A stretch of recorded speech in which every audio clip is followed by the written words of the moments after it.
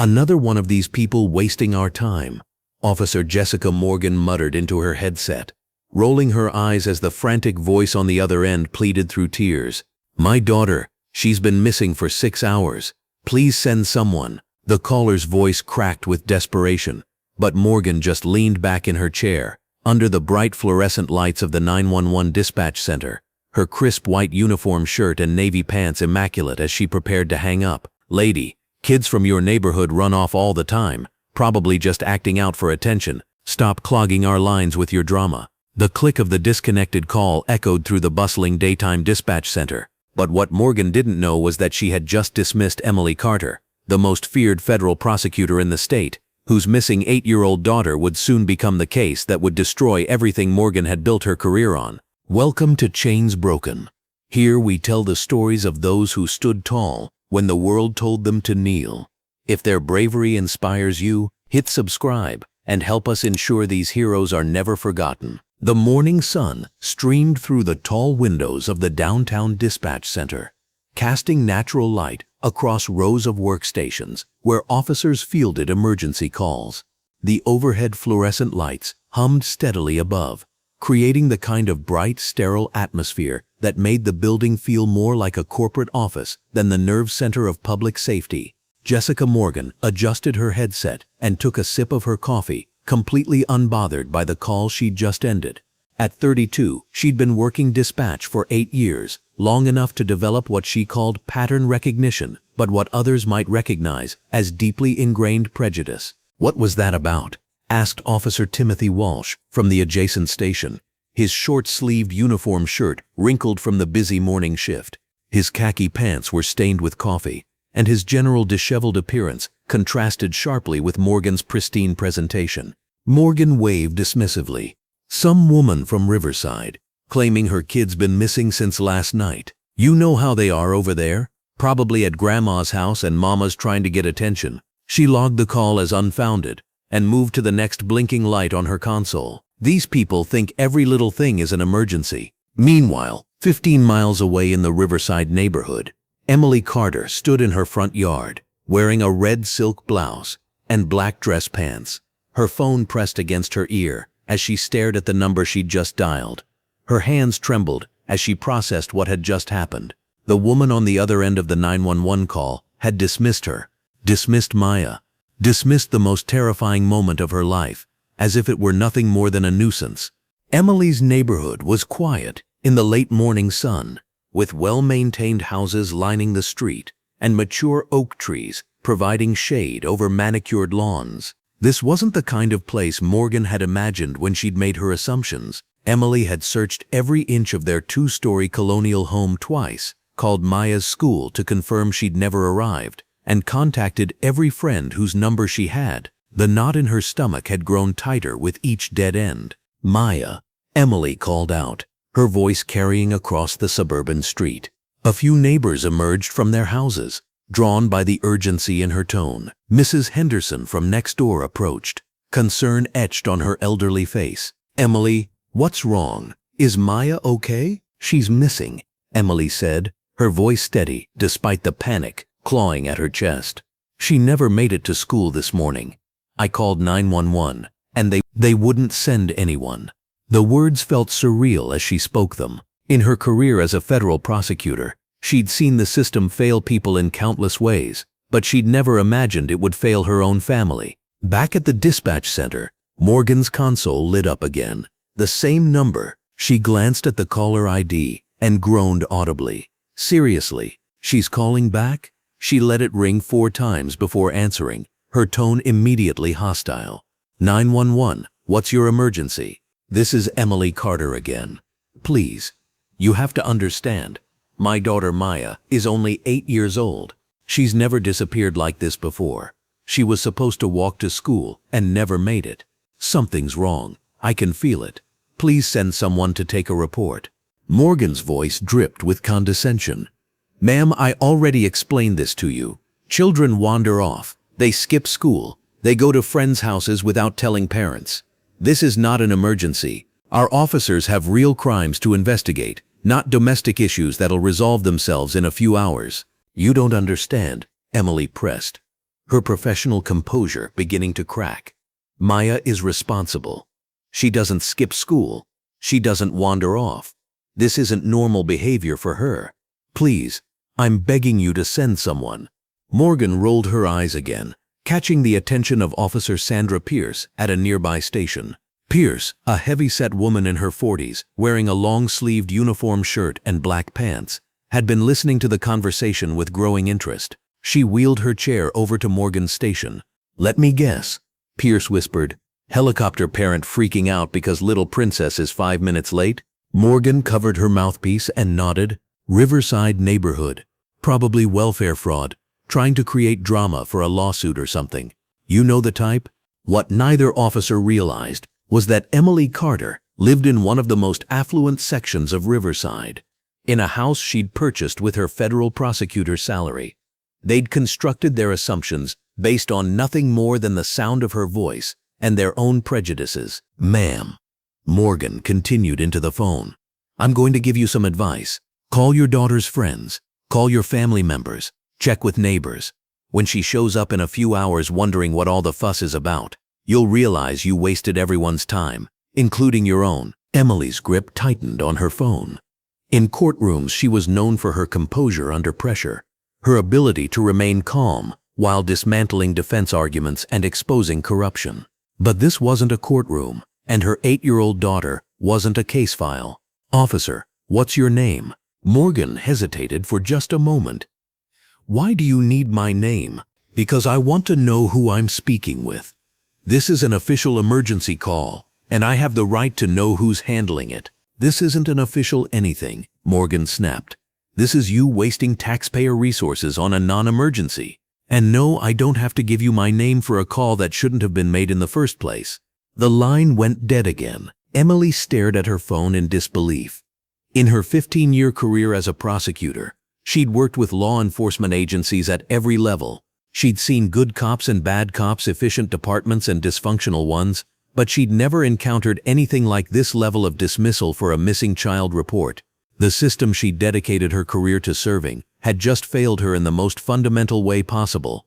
She immediately dialed 911 again. This time, Morgan didn't even let the call fully connect before answering. "Ma'am, I'm warning you right now. If you call this number again with this non-emergency, I'm going to have you cited for misuse of emergency services. Your daughter is fine. Go inside, wait for her to come home, and stop wasting our time." "I want to speak to your supervisor," Emily demanded, her prosecutorial instincts kicking in. "My supervisor isn't available to hold your hand through basic parenting, lady. Figure it out yourself." Morgan disconnected the call and immediately blocked the number. She turned to Pierce and Walsh, both of whom had been listening with amused expressions. "Can you believe the nerve?" Morgan said, shaking her head. "Acting like her kid running off to a friend's house is some kind of federal case. I swear some people think the world revolves around them." Pierce laughed. "Did you block the number?" "Damn right I did. I've got real emergencies to handle, not hold some drama queen's hand because her kid's probably at the arcade instead of school." Officer Walsh leaned over. "You know what kills me? They always act so entitled, like we're supposed to drop everything and send half the force because little Keisha decided to skip math class." The three officers shared a laugh, completely unaware that they'd just dismissed a federal prosecutor whose missing daughter was actually named Maya, not Keisha, and who was currently experiencing every parent's worst nightmare while the people sworn to protect and serve mocked her desperation. Meanwhile, Emily stood in her driveway, staring at her phone screen in stunned silence. The number was blocked. They'd actually blocked her from calling 911. In her years of prosecuting cases, she'd seen evidence of systemic failures, but experiencing it firsthand felt like a physical blow. She called her assistant prosecutor, Amanda Foster. "Amanda, I need you to listen carefully. Maya's missing, and I need every contact we have in local law enforcement. The dispatch center just blocked my number." "They what?" "Emily, that's impossible. You can't block 911 calls." "Apparently you can. I need Detective Daniel Brooks' direct line. He worked with us on the Martinez corruption case. He's one of the good ones."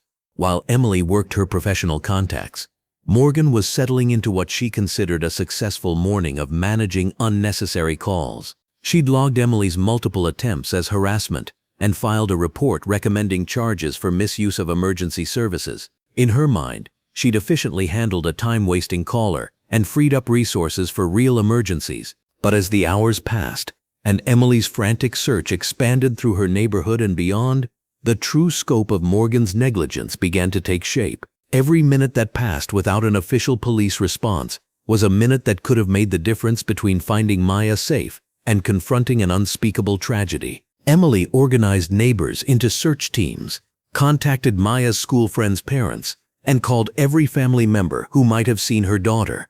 But in the back of her mind, she knew that crucial evidence was disappearing with every passing hour. Surveillance footage was being overwritten, witnesses' memories were fading, and potential leads were growing cold.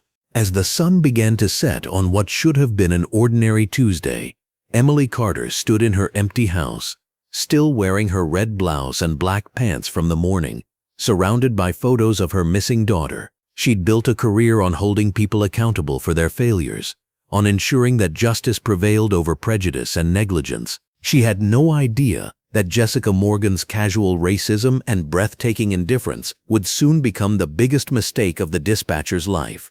Emily Carter wasn't just another voice on the phone.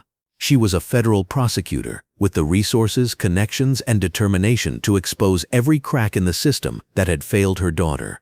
The battle lines had been drawn, even though only one side knew the war was beginning. The morning sun cast harsh shadows across Elm Street as Emily Carter stood in her front yard, her voice cracking as she called out Maya's name for the 100th time. The silence that answered back felt like a physical blow to her chest. 3 hours had passed since her first 911 call, 3 hours of waiting for help that never came, 3 hours of her daughter being missing while the system meant to protect them had dismissed her with casual cruelty. Mrs. Patterson from next door emerged from her house, still in her floral nightgown and slippers, concern etched deep in her weathered face. "Emily, honey, what's happening? I heard you calling for Maya." Emily's composure cracked as she turned to face her elderly neighbor. "Maya's gone, Mrs. Patterson. She never came home last night, and the police won't help me," the dispatcher said. Emily's voice broke completely. She said black kids probably just run off, and I shouldn't waste their time. Mrs. Patterson's face transformed with righteous anger. "That's not right, baby. That's not right at all.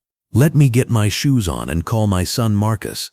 We're going to find that little girl." Within an hour, Emily's quiet residential street had transformed into a command center. Mrs. Patterson's son Marcus arrived with his construction crew, all wearing bright orange safety vests over their work clothes and blue jeans. Pastor Williams from Mount Olive Baptist Church pulled up in the church van, followed by 3 cars full of congregation members wearing their Sunday best, despite it being a weekday. The women wore colorful dresses and comfortable walking shoes, while the men had changed into polo shirts and khakis, ready for a long search. "Sister Emily," Pastor Williams said, his deep voice carrying the authority that commanded respect from his pulpit every Sunday, "we're here for you and Maya. Tell us where you need us to go." Emily felt overwhelmed by the outpouring of support.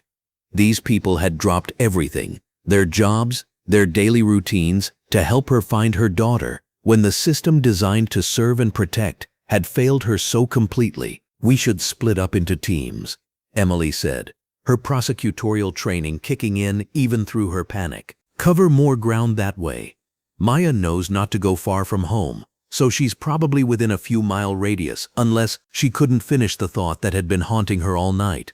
As the search teams organized, Emily's phone buzzed with a text from her colleague Amanda Foster, her assistant prosecutor. "Saw the news about increased searches in your area. Everything okay? Court postponed today anyway. Judge Bennett is sick." Emily quickly typed back, "Maya is missing since last night. Police won't respond. Need help." Her phone rang immediately. Amanda's voice was sharp with concern. "What do you mean, police won't respond? You're Emily Carter, federal prosecutor, Emily Carter. Don't they know who you are?" "I never got that far. The dispatcher cut me off and blocked my number." Emily's voice was hollow as she relived the humiliation and terror of those calls. "This is insane. I'm calling Detective Brooks from the Metro Unit. He's worked with us on the Morrison corruption case. He's one of the good ones." Meanwhile, across the city in the downtown police precinct, Detective Daniel Brooks sat at his desk, reviewing case files. The morning sun streamed through the large windows of the Detective Bureau, illuminating his neat workspace. Daniel wore a crisp white button-down shirt and navy blue slacks, his badge gleaming on his belt. At 35, he'd built a reputation as a thorough, honest cop who didn't cut corners. His desk phone rang, displaying Amanda Foster's number. Daniel had worked with the prosecutor's office on several high-profile cases and respected their thoroughness. "Brooks here. Daniel. It's Amanda Foster from the federal prosecutor's office. I need a huge favor. One of our prosecutors has a missing child, 8-year-old girl, missing since last night. Dispatch has been ignoring her calls." Daniel sat up straighter. "Ignoring calls about a missing child? That's impossible. We have protocols." "Apparently your protocols have some gaps. This is Emily Carter we're talking about. She's been trying to get help for hours and getting nowhere. Can you look into this?" Daniel knew Emily Carter by reputation. She was the prosecutor who'd taken down 3 corrupt city officials in the past 2 years, fearless in her pursuit of justice. She wore her signature red blazer-like armor in every courtroom appearance, her closing arguments legendary among the legal community. "Give me the address. I'm heading over now." 20 minutes later, Daniel pulled up to Emily's house in his unmarked sedan. The scene that greeted him was unlike anything he'd seen in his 12 years on the force. The entire neighborhood was mobilized. Teams of searchers moved systematically through the area, calling Maya's name. Someone had set up a coordination table on Emily's front porch with maps, water bottles, and cell phone chargers. Daniel approached the porch where Emily stood coordinating search teams. She wore a simple red blouse and black jeans, her usually perfect professional appearance replaced by the disheveled look of a mother consumed with worry. Her hair was pulled back in a messy ponytail, her eyes red-rimmed from crying and lack of sleep. "Miss Carter, I'm Detective Daniel Brooks. Amanda Foster called me about Maya." Emily looked up, and Daniel saw a flicker of hope in her exhausted eyes. "You're actually here, a real police officer who's actually here to help. Can you tell me exactly what happened with your 911 calls?" As Emily recounted her experience with Jessica Morgan, Daniel's face grew increasingly grim. He'd heard rumors about Morgan's attitude towards certain communities, but this was beyond unprofessional. It was potentially criminal negligence. "This should never have happened," Daniel said, pulling out his notebook. "Let me get Maya's description and start an official report. We'll get every available unit searching within the hour." For the first time since Maya had gone missing, Emily felt like someone in law enforcement was taking her seriously. Maya is 4 feet 2 inches, about 60 pounds. She was wearing a pink Disney princess t-shirt and denim shorts when I last saw her. She has shoulder-length braids with purple hair ties. Daniel documented everything meticulously. Where was she supposed to be yesterday evening? At her friend Sarah's house 3 blocks over on Maple Street. Sarah's mom drove her home around 7 p.m. and watched her walk to our front door. But when I got home from court at 8:30, she wasn't here. As Daniel worked, Pastor Williams approached with an update. "Detective, we've covered a 2-mile radius around the house. Checked every park, playground and store where Maya might go. Nobody's seen her since yesterday evening." The systematic nature of the community search impressed Daniel. These weren't panicked volunteers wandering randomly. They were organized, thorough, and determined. It stood in stark contrast to the official response, which had been non-existent. Daniel's radio crackled to life. "All units, be advised we have a possible missing juvenile. 8-year-old Maya Carter, last seen on Elm Street." Finally, the official search was beginning, but they'd already lost precious hours. Back at the dispatch center, Jessica Morgan was growing increasingly annoyed. Her phone had been ringing all morning with calls about the same missing black girl. First the mother, then neighbors, now random church people. Why couldn't these people understand that kids ran off all the time? They always came back when they got hungry. 911. What's your emergency? Morgan answered with barely concealed irritation. Yes, this is Marcus Patterson. I'm calling about Maya Carter, the 8-year-old who's been missing since last night. We've been searching for hours and can't find her. We need police assistance. Morgan rolled her eyes. Sir, I've already taken multiple calls about this. Children wander off all the time. She'll come home when she's ready. Ma'am, with all due respect, this isn't a child who wandered off. Something's wrong here. Her mother is beside herself, and the whole community is searching. We need official help. Sir, unless you have evidence of an actual crime, there's nothing more we can do. Children have to be missing 24 hours before we file a report. Marcus's voice rose with frustration. That's not true. I know for a fact that police respond immediately to missing children calls. My cousin's a cop in Atlanta. Morgan ended the call and immediately blocked that number too. She was tired of being lectured by people who didn't understand how the system worked. Captain Clark had always backed her up on these judgment calls. Some communities just overreacted to everything. Her colleague Janet looked over from the adjacent workstation. Another call about that missing kid? Yeah, they're driving me crazy, acting like it's some kind of emergency when the kid probably just stayed at a friend's house without permission. You know how those families are. No structure, no discipline. Janet nodded knowingly. Both women wore the standard dispatch uniform of navy blue polo shirts and khaki pants, their headsets positioned identically. The bright fluorescent lighting of the dispatch center highlighted their casual indifference to the growing crisis. By mid-afternoon, the search had expanded beyond Emily's neighborhood. Her legal colleagues had arrived, still in their professional attire from court appearances. Federal judges' clerks, assistant prosecutors, and public defenders had joined the search, all recognizing that one of their own was in crisis. Judge Maria Santos arrived wearing her black robes, having come directly from court. Emily, I've called in favors with every law enforcement contact I have. This is getting escalated to the highest levels. Amanda Foster pulled Emily aside, her expression serious. Ma, people are asking questions. Important people. When word gets out that Emily Carter's daughter was dismissed by 911 dispatch, there's going to be hell to pay. Emily felt a cold fury building beneath her panic and grief. She thought about all the cases she'd prosecuted, all the corrupt officials she'd sent to prison, all the times she'd stood in courtrooms wearing her red blazer and delivered justice with precision and power. Now, when she needed the system most, it had failed her completely because of the color of her skin. Right now, I just need to find Maya, Emily said quietly. But when this is over, when my daughter is safe, there are going to be consequences for what happened today. Detective Daniel Brooks had spent the afternoon coordinating with search teams and growing increasingly angry about the initial response.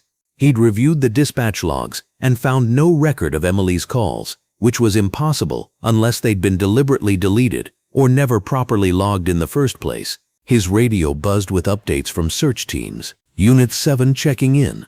We've covered the Riverfront Park area. No sign of the missing juvenile. Unit 12 here. Shopping center and surrounding businesses cleared. Security footage being reviewed. The sun was beginning to set, casting long shadows across the city. Maya had been missing for nearly 24 hours, and despite the massive community mobilization, there was still no trace of her. Emily stood on her front porch as volunteers continued to report in. Her phone hadn't stopped ringing with offers of help from colleagues, friends, and even strangers who'd heard about the situation through social media. The failure of the official system had been replaced by an overwhelming outpouring of community support. But it wasn't enough. Maya was still missing, and precious time had been lost. Detective Brooks approached with his latest update.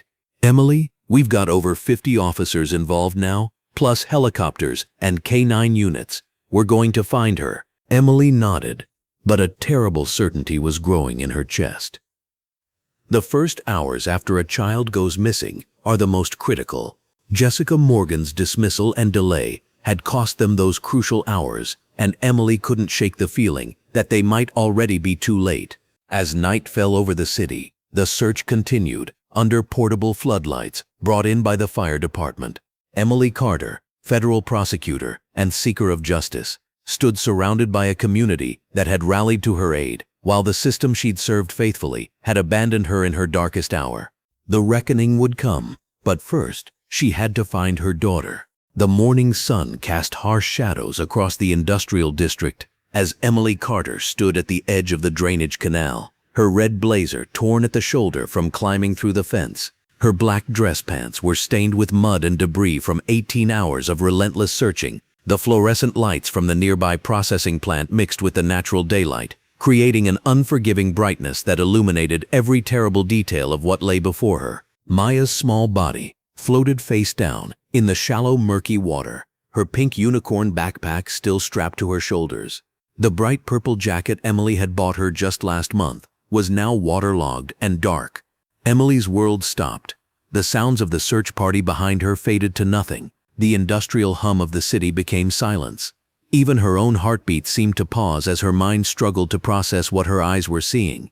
"No," Emily whispered, the word barely audible, then louder, with growing desperation. "No, no, no!" She lunged toward the canal, but gentle hands caught her arms.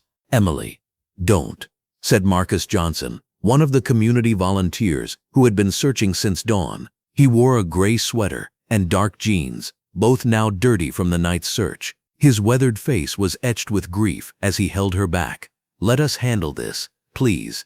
Detective Daniel Brooks arrived within minutes of the discovery call, his short-sleeved police uniform crisp despite the early morning chaos. His muscular frame moved with purpose as he ducked under the crime scene tape, but his expression showed the weight of what this moment meant. He had been searching alongside the community volunteers, knowing in his gut that official protocol had failed this family. "I should have found her sooner," Detective Brooks muttered to himself as he surveyed the scene.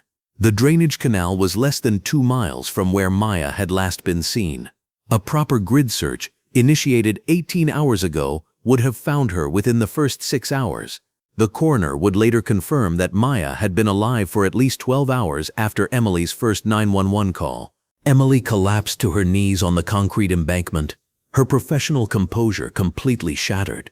The federal prosecutor, who had stood toe-to-toe with organized crime bosses, who had stared down corrupt politicians without flinching, was reduced to a keening wail that echoed off the industrial buildings. The sound cut through every person present like a blade. "My baby," Emily sobbed, her hands clawing at the ground. "My baby girl." The red fabric of her blazer was now streaked with dirt and tears. Her usually perfect hair fell in disheveled strands around her face as 18 hours of terror finally found its voice. The community volunteers who had spent the night searching formed a protective circle around Emily. There was Mrs. Patterson from the church, still wearing her yellow cardigan and brown slacks from the previous day's search. Young Timothy from down the street, his orange hoodie and blue jeans, testament to his sleepless night of looking. They had all hoped for a different ending. "We need to call this in," Detective Brooks said quietly to his partner, who had just arrived. "Full investigation, everything by the book." "Danny, you sure about this?" his partner asked, noting the detective's grim determination. "It looks like an accident. Kid probably wandered off, fell in." Detective Brooks turned to face him, his jaw set with resolve. "She's been missing for 18 hours. The mother called 911 repeatedly. Where was our response? Where was the Amber Alert? Where was the grid search?" His voice carried the weight of professional shame and personal responsibility. This was preventable. 20 miles away, in the bright fluorescent lighting of the dispatch center, Jessica Morgan was starting her second consecutive shift. She wore her standard dispatcher uniform, a light blue short-sleeved shirt and navy pants, and was settling in with her usual morning coffee when the radio crackled to life. "Unit 247 to dispatch. We have a code 7 at the drainage canal off Industrial Boulevard. Request coroner and crime scene unit." Morgan's hand froze halfway to her coffee cup. Code 7, deceased person. Her mind immediately went to the frantic calls from the night before. The black woman who kept calling about her missing daughter. The calls that Morgan had dismissed as overreaction had eventually stopped taking seriously, had finally blocked entirely. "Copy that. Unit 247, Morgan responded, her voice steady despite the growing knot in her stomach. "Coroner and CSU dispatched to your location." As the morning progressed, Morgan listened to the radio chatter with increasing dread. An 8-year-old girl found in the drainage canal, missing since yesterday evening. Each detail hit her like a physical blow as she realized the magnitude of what had happened. When Detective Brooks's voice came over the radio, requesting all records of 911 calls related to a missing child named Maya Carter, Morgan felt her world begin to crumble. She glanced around the dispatch center, noting that most of her colleagues were focused on their own calls and stations. Captain Stephen Clark was in his office with the door closed, probably dealing with the brewing crisis. Morgan's fingers trembled as she accessed the call logs on her computer screen. There they were, Emily Carter's desperate pleas for help, time-stamped throughout the previous evening. The progression from worried mother to frantic parent to begging for basic human decency was all there in the digital record. And there, marked in red, were Morgan's dismissive responses and her decision to stop taking the calls entirely. Working quickly, Morgan began deleting entries. Her heart pounded as she eliminated timestamps, modified response codes, and tried to create a version of events that wouldn't destroy her career. She told herself she was protecting herself, her family, her future. She pushed down the growing realization that her negligence had contributed to a child's death. But Detective Brooks was already 3 steps ahead. As soon as he had seen Maya's body in that canal, he had requested backup copies of all 911 records from the central server. His years on the force had taught him that cover-ups began immediately after tragedies, and he was determined not to let this family's suffering be compounded by institutional corruption. Back at the canal, the coroner arrived in his white van, followed by the crime scene investigation unit. Dr. Benjamin Hall, the county coroner, was a tall, dignified black man who had seen too many preventable tragedies in his 30-year career. He wore his standard dark blue jacket over a white shirt and gray slacks, his professional demeanor masking his personal anger at the circumstances. "Time of death appears to be approximately 6 hours ago," Dr. Hall told Detective Brooks quietly, away from Emily's hearing. "Preliminary examination suggests she was alive and conscious for an extended period before succumbing to exposure and drowning."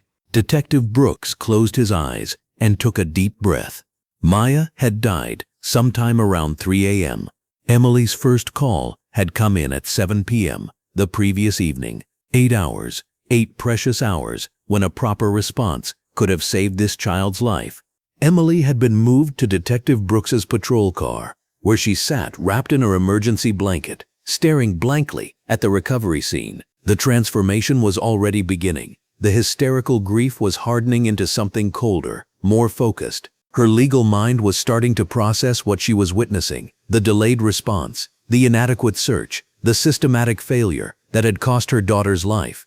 "Detective Brooks," Emily said, her voice hoarse, but gaining strength. "I want to know exactly what happened with my 911 calls last night. I want records. I want names. I want to know why no one came." Detective Brooks met her eyes and saw something that made him both hopeful and concerned. The broken mother was still there, would always be there. But underneath the grief, he could see the steel that had made Emily Carter one of the most feared prosecutors in the federal system. Someone was going to pay for this failure, and Detective Brooks found himself both grateful and terrified to be witnessing her transformation. "Ma'am, I promise you'll get answers," Detective Brooks said. "Every call, every decision, every person involved. I'll make sure you get the complete picture." Emily nodded slowly, her red-rimmed eyes never leaving his. "Good," she whispered, "because someone is going to answer for what happened to my baby. Someone is going to pay." The community volunteers were beginning to disperse, their search finally over with the worst possible outcome. They hugged Emily one by one, offering condolences and promises of continued support. But Emily barely registered their presence. Her prosecutorial instincts were awakening, and she was already building the case in her mind. As Maya's body was carefully removed from the canal and placed in the coroner's van, Emily stood and straightened her torn blazer. The grief would never leave her, but it was now paired with something more dangerous: purpose. The system that had failed to protect Maya would face the full weight of Emily's legal expertise and personal vendetta. Detective Brooks watched Emily's transformation with a mixture of admiration and concern. He had seen grief destroy people, and he had seen it motivate them to greatness. With Emily Carter, he suspected they were all about to witness the latter. The question wasn't whether justice would be served, but whether anyone involved in this systematic failure would survive the reckoning that was coming. The sun climbed higher in the sky, casting its unforgiving light on a tragedy that could have been prevented. Maya Carter was gone, but her death would not be meaningless. Her mother would make sure of that. The morning sun streamed through the tall windows of Emily Carter's home office, casting sharp rectangles of light across the mahogany desk where she sat motionless. Her red silk blouse and black slacks were perfectly pressed, her appearance immaculate despite the hollow exhaustion in her eyes. 3 days had passed since Maya's funeral, and the house felt tomb-like in its silence. But Emily's mind was anything but quiet. It churned with the methodical precision that had made her the most feared federal prosecutor in the state. She opened her laptop and began typing, each keystroke deliberate and purposeful. The grief that had consumed her was crystallizing into something harder, sharper. If the system had failed Maya, then the system would answer for it. Emily Carter knew exactly how to dissect institutional corruption, and she was about to turn those skills on the very people who had dismissed her daughter's life. Her phone buzzed with a text from Detective Daniel Brooks. "I have something. Can we meet?" 20 minutes later, Emily sat across from Detective Brooks in a small diner on the outskirts of town. The fluorescent lights overhead hummed steadily, illuminating the worn Formica table between them. Brooks wore a navy polo shirt and khaki pants, his usually confident demeanor replaced by visible discomfort. He slid a manila folder across the table. "I shouldn't be doing this," he said quietly, glancing around the nearly empty restaurant. "But what happened to Maya? It's eating me alive." I pulled the dispatch records for that day. Emily's fingers trembled almost imperceptibly as she opened the folder. Inside were printed transcripts of her 911 calls, time-stamped and detailed. Her breath caught as she read Jessica Morgan's notations. Frequent caller, claims missing child, but probably domestic dispute. Non-priority response recommended. "Non-priority," Emily whispered, her voice deadly calm. "My daughter was drowning while this woman marked her as non-priority." Brooks leaned forward, his voice urgent. "There's more." I started digging deeper into Morgan's call history. "Emily, this wasn't an isolated incident. She's got a pattern going back 2 years. Look at this." He spread additional documents across the table. Case after case of dismissed calls from black families. Marcus Williams, whose house fire call was delayed 40 minutes because Morgan assumed he was probably just burning trash. Denise Thompson, whose assault was downgraded because Morgan noted these people exaggerate everything. And most damning of all, Kevin Johnson, whose 8-year-old son nearly died from an asthma attack because Morgan decided it was probably just seeking attention. Emily's hands moved across the papers with surgical precision, her prosecutorial instincts taking over. She was no longer just a grieving mother. She was a federal prosecutor with a target. "Detective Brooks," she said, her voice carrying the authoritative tone that had silenced countless courtrooms. "I need you to help me build a comprehensive case.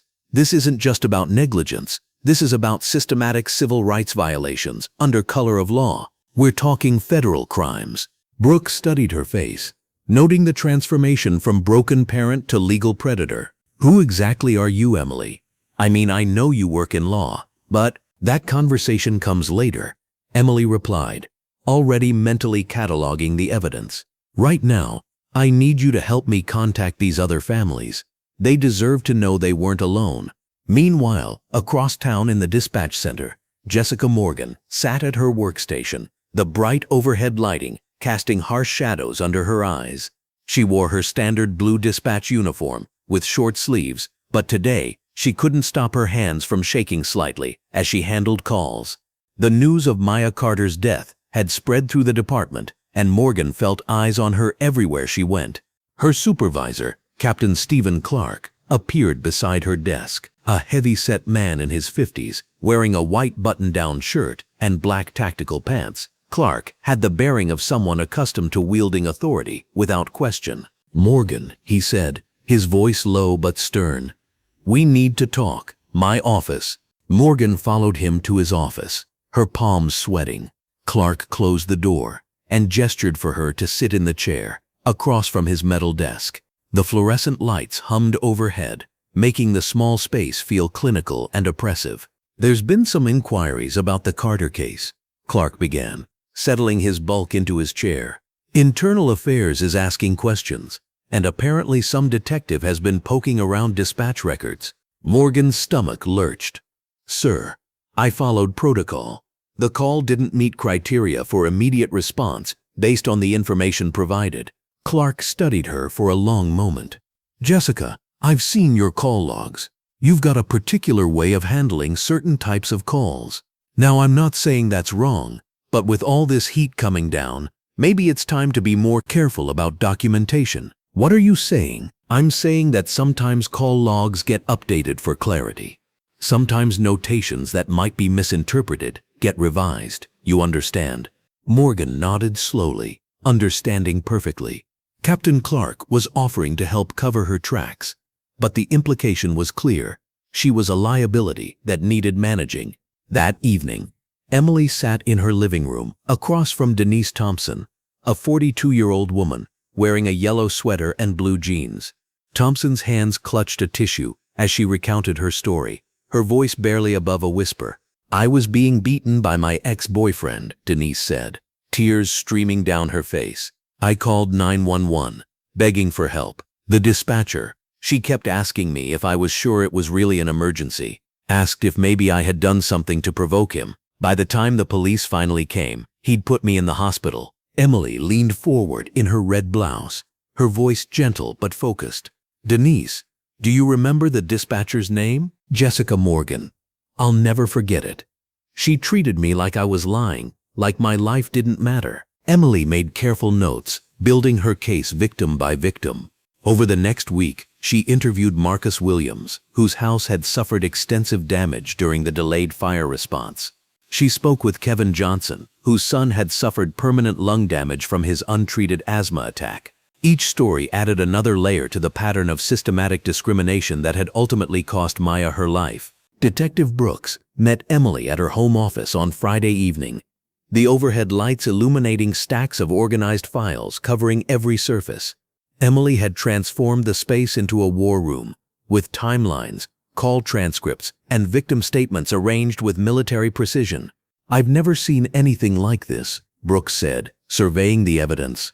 "You've built a federal case stronger than anything I've seen in 20 years of police work." Emily stood behind her desk, her red blazer impeccable despite the long hours.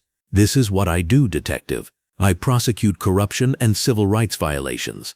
What I haven't told you is exactly who I am." She handed him a business card. Brooks read it twice before looking up at her with dawning comprehension. "Emily Carter, Federal Prosecutor, Civil Rights Division," he read aloud. "You're the prosecutor who took down Senator Morrison last year, the one who sent 3 police chiefs to federal prison." "That's correct. And Jessica Morgan has no idea that she dismissed the call of the one person in this state with the power and expertise to destroy her completely." Brooks felt a chill run down his spine. "What happens now? Now we finish building the case. And then I introduce myself properly to the people who killed my daughter." Back at the dispatch center, Morgan was working the night shift, her anxiety reaching a fever pitch. Every call felt like a potential trap, every supervisor's glance like an accusation. She'd heard rumors about the investigation, whispers that someone powerful was asking questions about her call handling procedures. Her phone buzzed with a text from an unknown number. "We need to talk. Meet me in the parking lot after your shift." Morgan's blood ran cold. She looked around the brightly lit dispatch floor, paranoia making every shadow seem threatening. Who was investigating her, and how much did they know? Captain Clark appeared at her workstation, his face grim. "Morgan, we've got a problem. Someone's been contacting victims' families from your old calls. Professional level investigation. This isn't some grieving parent anymore. This is someone who knows what they're doing. Morgan's voice cracked. What do you mean? I mean someone with resources and legal knowledge is building a case against you, against all of us. We need to get ahead of this before it destroys the entire department. As her shift ended, Morgan walked to the parking lot on unsteady legs. Under the bright security lights, she saw a figure waiting by a black sedan. As she approached, she realized it was the detective who'd been asking questions. Detective Brooks. Jessica Morgan, he called out. Yes, she replied, her voice barely audible. I'm Detective Daniel Brooks. I think you know why I'm here. We need to discuss your handling of certain emergency calls, particularly the Maya Carter case. Morgan's world began to spin. I don't have to talk to you without a lawyer. No, you don't. Brooks agreed. But you should know that the investigation into your conduct isn't going away. In fact, it's just getting started. The person leading it has resources you can't imagine and a very personal interest in seeing justice done. Morgan stumbled back toward her car, Brooks' words echoing in her mind. She had no idea that the woman whose child she had condemned to death was already preparing to dismantle her life with the same methodical precision she had once used to take down corrupt senators and police chiefs. Emily Carter sat in her home office late into the night, adding the final details to her investigation file. Tomorrow, she would make some calls to her colleagues in the FBI. It was time to turn her private investigation into an official federal case. The system had failed Maya, but that system was about to learn that it had made the mistake of failing the wrong child. Emily Carter was coming for them all, and she had never lost a case. As she closed her laptop and prepared for bed, Emily whispered into the silence, I'm going to get them, baby girl. Every single one of them. The investigation was complete. Now came the reckoning. The morning sun cast brilliant rays through the tall windows of the federal courthouse as Emily Carter stood before her bathroom mirror, adjusting the collar of her crimson blazer. The fabric was pristine, tailored to perfection, worn over a matching red blouse and black slacks that commanded respect in every courtroom she entered. Her reflection showed no trace of the grieving mother who had spent sleepless nights building her case. Today she was federal prosecutor Emily Carter, and today the world would finally know exactly who Jessica Morgan had dismissed. Emily's hands moved with practiced precision as she gathered the thick manila folders containing months of meticulous investigation. Each document was a nail in the coffin she had been building, each witness statement another stone in the foundation of justice she would construct. The evidence was overwhelming, damning, and irrefutable. Maya's death would not be in vain. Her phone buzzed with a text from Detective Daniel Brooks. FBI units are in position. Are you ready for this? Emily typed back without hesitation. I've been ready since the moment they let my daughter die. The federal building's marble floors echoed with the sharp click of Emily's heels as she walked through corridors lined with portraits of distinguished prosecutors and judges. Her colleagues nodded respectfully, unaware that today would mark the most personal case of her illustrious career. Assistant Federal Prosecutor Amanda Foster waited by the elevator, her own professional attire crisp and ready for battle. The media is already gathering at the station, Amanda reported, falling into step beside Emily. Word is spreading that something big is happening, but they have no idea what's coming. Emily's smile was cold and calculated. Good, let them wonder. By this afternoon, Jessica Morgan's name will be synonymous with the exact corruption and racism this department has tried to hide for decades. The elevator doors opened to reveal two FBI agents in perfectly pressed suits, their muscular frames filling the space with an air of federal authority. Agent Marcus Torres nodded respectfully as Emily entered, his earpiece crackling with communications from the tactical team already deployed around the police station. Agent Williams has confirmed that both Morgan and Captain Clark are on duty, Torres reported as the elevator descended. The entire day shift will witness this. There will be no hiding, no quiet transfers, no internal disciplinary actions. This is public accountability. Emily stared at her reflection in the polished elevator doors. seeing Maya's eyes looking back at her. My daughter trusted the system to protect her. Today, the system will answer for that betrayal. The federal convoy moved through downtown traffic with precision. Unmarked vehicles containing FBI agents and federal marshals, creating an escort that spoke of serious federal business. Emily sat in the back of the lead vehicle, reviewing her notes one final time, though she knew every detail by heart. The case against Jessica Morgan was airtight, but this was about more than one racist dispatcher. This was about systemic change. Amanda reviewed the charges on her tablet. Federal civil rights violations, willful deprivation of emergency services, conspiracy to deny equal protection, obstruction of justice in the cover-up attempts. Morgan is looking at 20 to life, and that's before we add the negligent homicide charges. And Captain Clark?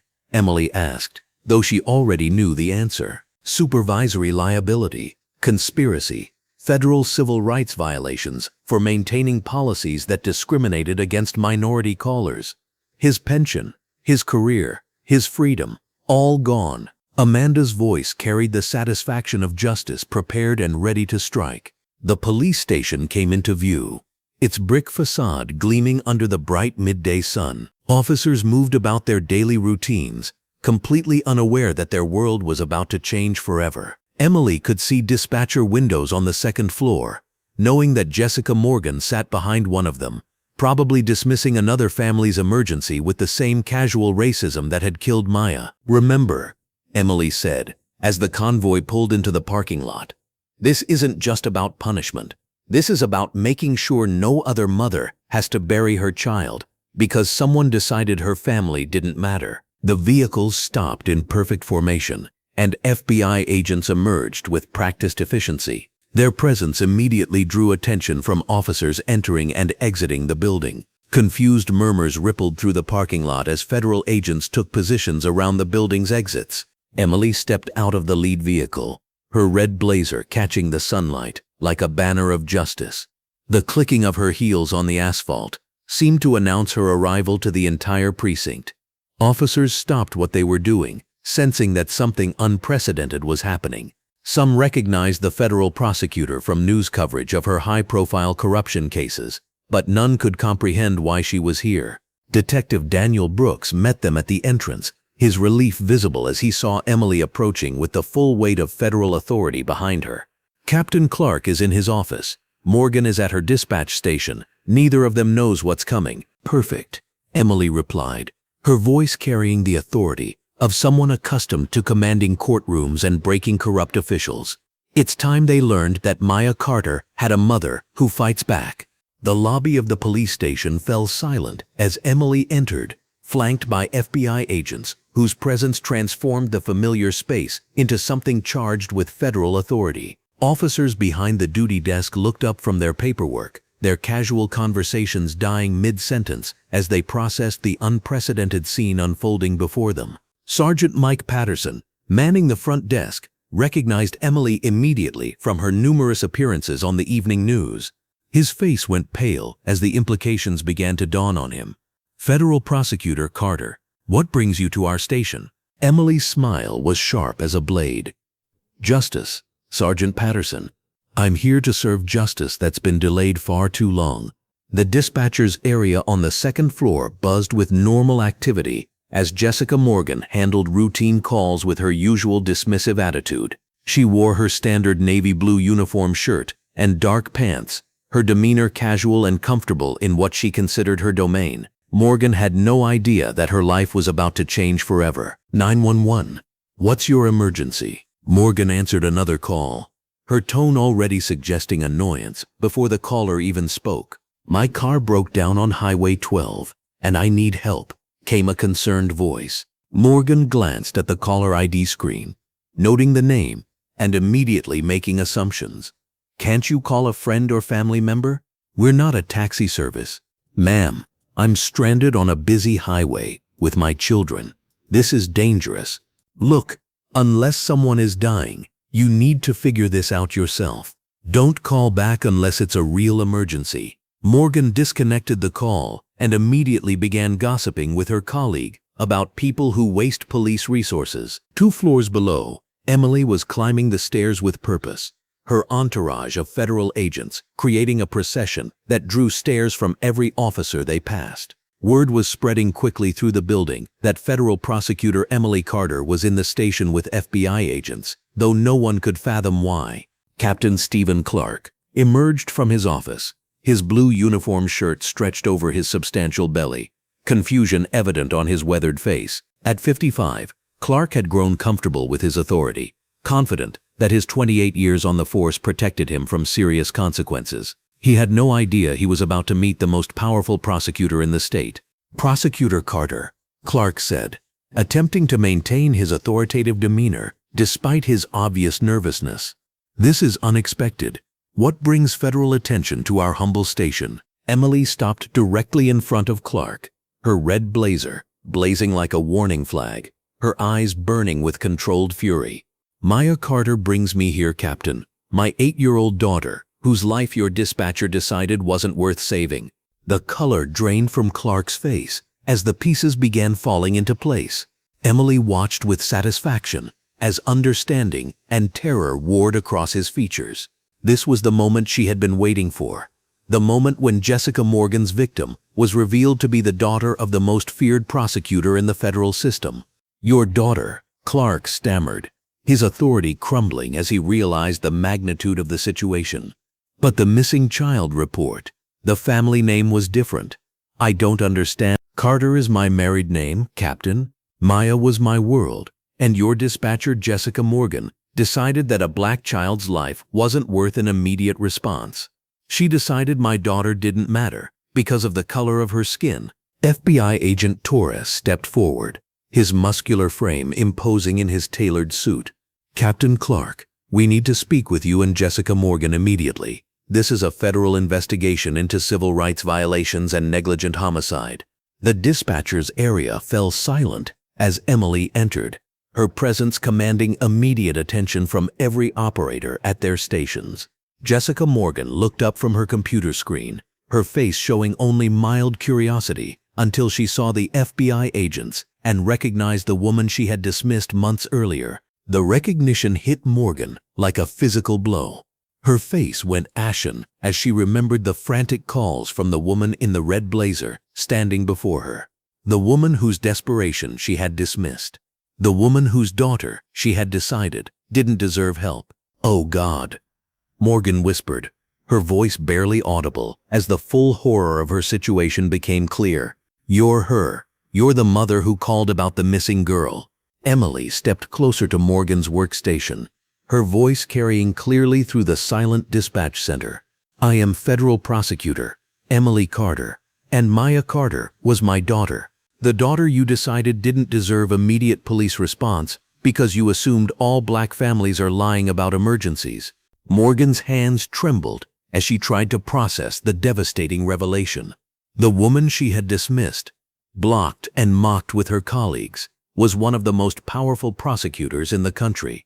The missing child case she had treated as a nuisance involved the daughter of someone who specialized in destroying corrupt officials. "I didn't know," Morgan stammered, her voice cracking with panic. "I had no idea who you were. I was just following protocols." Emily's laugh was cold and without humor. "Protocols? Jessica, I have recordings of every call I made to this dispatch center. I have transcripts of your conversations with other dispatchers where you used racist language to describe minority families. I have documentation of 17 other cases where you failed to provide appropriate emergency response to Black and Hispanic families." The other dispatchers at their stations sat in stunned silence, some beginning to realize they might also be implicated in the systematic discrimination Emily was describing. The bright fluorescent lighting seemed harsh and unforgiving as careers and lives began crumbling under federal scrutiny. Amanda Foster stepped forward with a thick folder of documents. "Mrs. Morgan, these are federal charges being filed against you today. Civil rights violations, willful deprivation of emergency services, conspiracy to deny equal protection under law, and negligent homicide in the death of Maya Carter."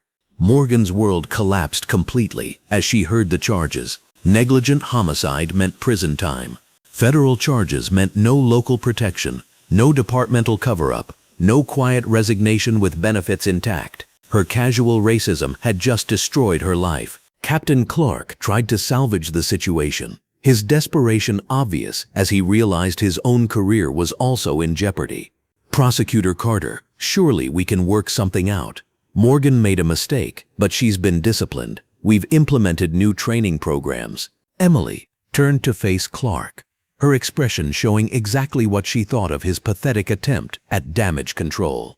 Captain Clark, you supervised a dispatch center that systematically provided inferior service to minority families. You allowed Jessica Morgan to operate with impunity despite multiple complaints about her discriminatory behavior. You are equally responsible for my daughter's death. FBI agents moved to positions around the dispatch center as Emily continued her systematic destruction of everyone involved in Maya's death. I've spent months building this case, Captain. I have testimony from dozens of families who were failed by your department. I have recordings, documentation, and evidence of a pattern of discrimination that goes back years. Clark's desperation grew as he realized the scope of the investigation. Look, Morgan acted on her own. She doesn't represent department policy. We can fire her, revoke her certifications, make sure she never works in emergency services again. Fire her? Emily's voice rose with controlled fury. Captain, Jessica Morgan is going to federal prison, and so are you for supervising and enabling her racist policies. Morgan began crying at her workstation, the reality of federal prison finally sinking in. Her colleagues avoided eye contact, some already calculating whether they might also face federal charges for their own discriminatory practices. Detective Daniel Brooks entered the dispatch center, his presence adding another layer of law enforcement authority to the proceedings. Prosecutor Carter, the media has gathered outside. Channel 7 is reporting that a major federal investigation is underway at the police station. Emily nodded approvingly. Good. This needs to be public. The community deserves to know how their emergency services have been failing minority families for years. Agent Williams approached with handcuffs ready. Ma'am, shall we place the suspects under arrest now? Emily looked at Jessica Morgan, seeing not just the racist dispatcher who had killed her daughter, but a symbol of systematic injustice that had to be destroyed completely. Not yet, Agent Williams.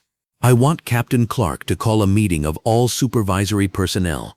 They need to understand that this investigation extends beyond Morgan. Everyone who knew about discriminatory practices and did nothing will face federal charges. Clark's face went completely white as he realized Emily intended to dismantle the entire chain of command. You can't charge everyone. Some people were just following orders, doing their jobs. Following orders is not a defense for civil rights violations, Captain. Following orders is not a defense for letting children die because of their skin color. Emily's voice carried the authority of someone who had prosecuted war criminals and corrupt politicians. The dispatch center had become completely silent, except for the sound of Morgan's sobbing and the occasional crackle of radio traffic.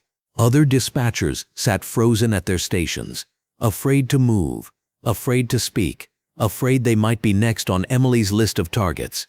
Amanda Foster distributed additional documents to FBI agents throughout the room. We have warrants to search all dispatch records going back 5 years. We're looking for patterns of discriminatory service, delayed responses to minority neighborhoods, and any communications showing racial bias. Morgan looked up from her workstation with tear-streamed cheeks. Please, I'm sorry. I know I made mistakes, but I never meant for anyone to die. I have children of my own. I can't go to prison. Emily stepped closer to Morgan's desk, her red blazer like a flag of war in the harsh fluorescent lighting. You have children, Jessica? Then you understand what you took from me. You understand the pain you caused when you decided my daughter's life didn't matter. I was just doing my job. Morgan whispered desperately. The call volume is so high, we have to make quick decisions about resource allocation. Quick decisions based on racist assumptions. Emily replied coldly. Quick decisions that prioritized white families over black families. Quick decisions that killed my daughter and destroyed other families you deemed unworthy of protection. Captain Clark made one final attempt to control the situation. Prosecutor Carter, I understand your anger and you have every right to seek justice for your daughter. But destroying careers and lives won't bring Maya back. Emily's composure finally cracked slightly, her voice showing the first hint of the grieving mother beneath the federal prosecutor's armor. Nothing will bring Maya back, Captain. But making sure this never happens to another family will give her death meaning. Making sure racist dispatchers like Jessica Morgan never again decide which children deserve to live will honor my daughter's memory. FBI Agent Torres stepped forward with official paperwork. Captain Clark, Jessica Morgan, you are both under federal investigation for civil rights violations. You have the right to remain silent and to contact attorneys. This investigation will be thorough, public, and there will be no departmental protection. The sound of news helicopters could be heard overhead as the media attention grew. Emily knew that by evening, the story would be national news. Federal prosecutor's daughter, killed by racist dispatcher, would dominate news cycles and force conversations about systematic racism in emergency services. Morgan stood slowly from her workstation, her legs shaky as she faced the end of everything she had known. How long will I go to prison? Emily looked at the woman who had dismissed her daughter's life with such casual cruelty. That depends on the jury, Jessica. But I can promise you this, I will personally prosecute your case. I will present every piece of evidence showing your pattern of racism. I will bring in every family you failed to help, and I will make sure the judge and jury understand exactly how your discrimination killed an innocent 8-year-old girl. The dispatch center's normal operations had completely stopped as the federal investigation took control of the facility.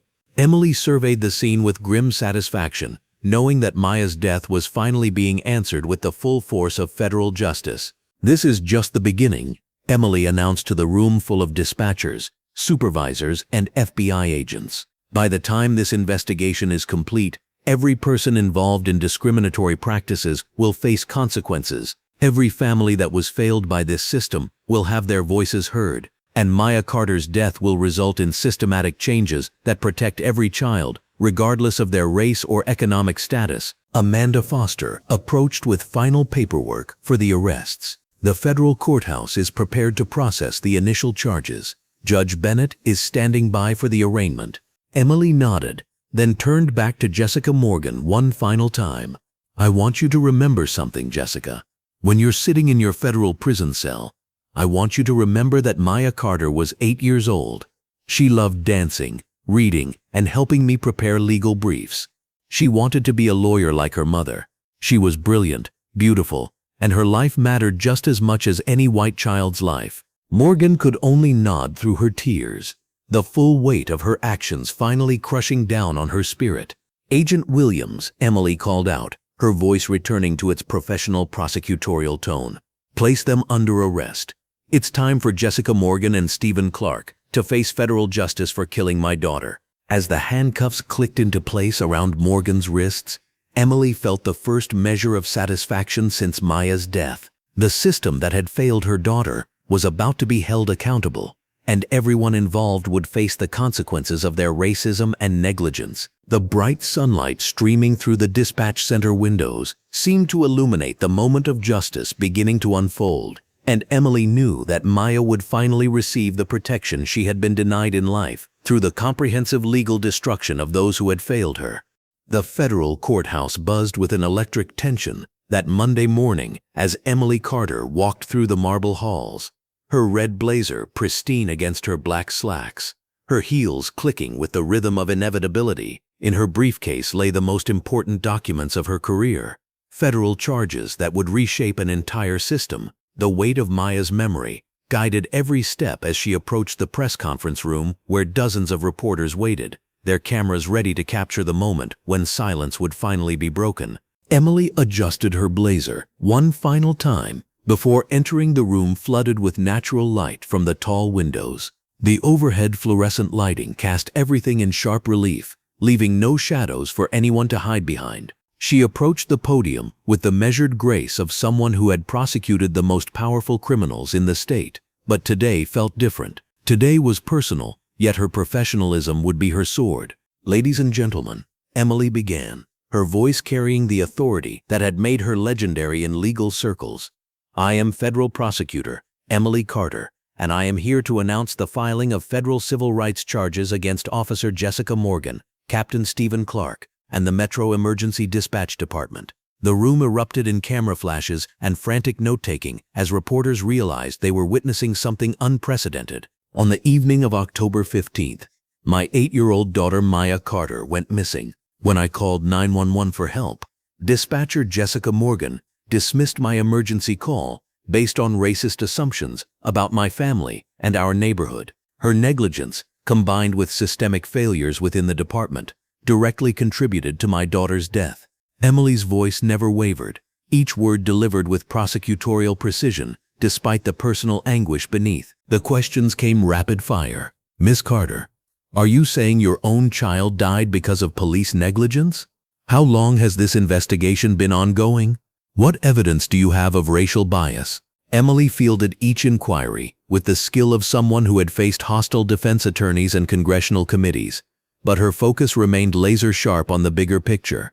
"The evidence will show a pattern of discriminatory dispatch practices that have resulted in inadequate emergency response to Black families across our city. Maya's death was preventable, but she was failed by a system that should have protected her. Today, that system will face the full weight of federal accountability." Across town, Jessica Morgan was getting ready for her shift when her phone exploded with notifications. Her neighbor's text made her blood run cold. "Jess, turn on Channel 7 right now. That prosecutor lady, she's talking about you on TV." Morgan rushed to her living room, still in her pink tank top and gray sweatpants, and turned on the television just in time to see Emily Carter's face filling the screen. The sound seemed to drain from the world as Morgan heard her own name being spoken by one of the most powerful prosecutors in the state. Her legs gave out, sending her crashing onto her brown leather couch as the reality hit her like a freight train. This wasn't just another complaint or internal investigation. This was federal charges. This was her life ending in real time on live television. Morgan's phone buzzed incessantly with calls from reporters, colleagues, and family members who had seen the news. Her hands shook as she tried to process what she was hearing. The woman whose calls she had dismissed, the Black mother she had mocked and ignored, was Emily Carter.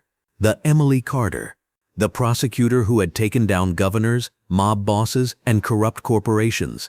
The woman whose reputation for methodical destruction of her targets was legendary throughout the legal community. At the police station, chaos reigned as Captain Stephen Clark watched the press conference from his office, his blue long-sleeved uniform shirt darkening with sweat as the implications crashed over him.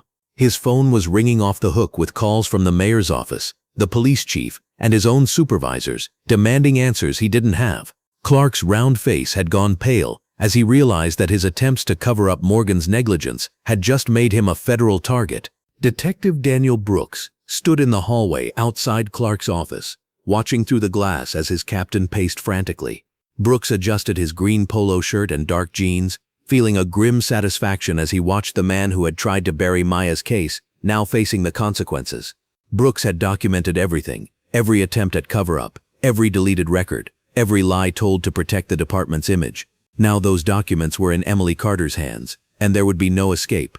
The media explosion was immediate and overwhelming. Within hours, justice for Maya was trending on social media as the story spread across the nation. News vans lined the streets outside the police station, the courthouse, and even Morgan's modest apartment complex. The narrative was irresistible. A federal prosecutor's daughter died because a racist dispatcher refused to take her calls seriously. But Emily knew that public outrage alone wouldn't be enough. Back in her office, she worked with her assistant prosecutor, Amanda Foster, to coordinate the most comprehensive prosecution of her career. Amanda, wearing a crisp white blouse and navy blue pencil skirt, spread case files across the conference table as they prepared for the legal battle ahead. "The civil rights violations are clear," Amanda said, pointing to highlighted sections in the dispatch transcripts. Morgan's pattern of discriminatory responses, the department's failure to supervise, Clark's cover-up attempts. "We have them on multiple federal charges." Emily nodded, her red blazer now hanging on her chair, as she worked in her white silk blouse, every detail of their case receiving her meticulous attention. The charges were devastating in their scope.